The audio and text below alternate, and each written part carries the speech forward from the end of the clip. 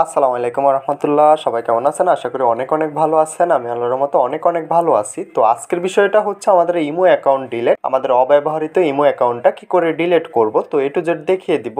আমরা অনেকে দেখা যায় অ্যাকাউন্ট ক্রিয়েট করার পরবর্তীতে এটা আমরা ব্যবহার করতেছি না, তো সেক্ষেত্রে আমরা আমাদের সিমে আমাদের অ্যাকাউন্টটা দেখাচ্ছে যে আমাদের এই সিমটাতে একটা ইমো অ্যাকাউন্ট ক্রিয়েট করা রয়েছে। তো আমরা সিম থেকে সরাসরি আমাদের অ্যাকাউন্টটা কি করে ডিলিট করব, তো আজকের ভিডিওতে এ টু জেড দেখিয়ে দিব। তো তার জন্য কি করতে হবে, সর্বপ্রথম আমাদের প্রোফাইল অপশনে চলে আসতে হবে। প্রোফাইল অপশনে চলে আসার পরবর্তীতে সেটিংস অপশনে চলে আসবো। তো আমি এখান থেকে সেটিংস অপশনে চলে আসলাম। সেটিংস অপশনে চলে আসার পরবর্তীতে এখান থেকে আমাদের অ্যাকাউন্ট সিকিউরিটি একটা অপশন পেয়ে যাব। আমরা এখান থেকে অ্যাকাউন্ট সিকিউরিটিতে ক্লিক করে দিতে হবে।